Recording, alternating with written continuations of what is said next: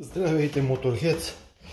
Извънредно 14 април 23-та. Бяхме на църква 10 часа. Побачкахме малко. Направихме трите лагери на трипътниците. Градина още няма. Там е излязъл някакъв чесън в далечината, в повдигнатата леха. Онзи ден оставях малко пръс по ръбовете на... Аз не го знам как се казва, верандичка, патио, палео майката. Както и да е, ще наредим тук тези саксиите пак, ама трябва да се напълнат първо с тази пръс от чувалите. Така, както и да е, малко тъмница, няма градина още. Разсадях за сяд краставички. Краставичките са перфектни. За кого разхождам в тъмнината? Сега ще ви покажа. Палим лампата. Така, тук заключен ли е? Да видим какво се вижда. Творение на чудесата.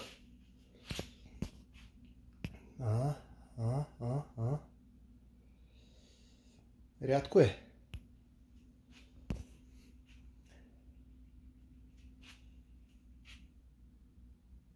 Два двигателя.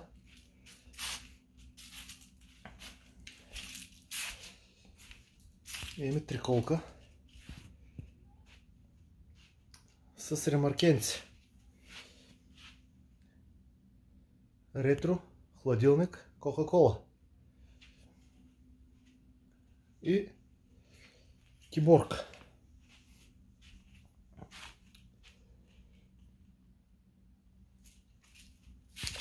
Резервуар 1 метър дълъг.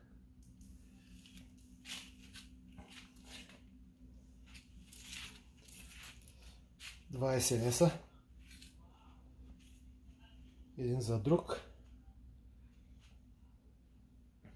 Предница е извънземна.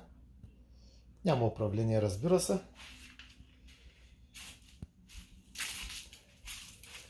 Няма въобще даже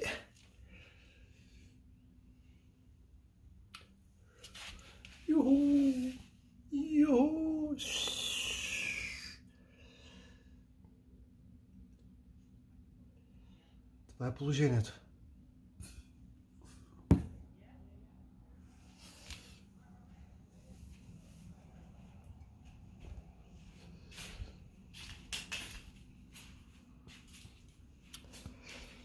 Айде.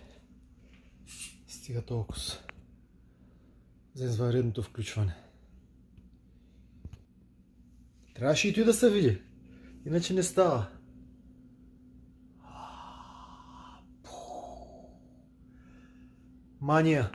Мания моторджийска, няма отърване цял живот. Внимайте какво си пожелавате.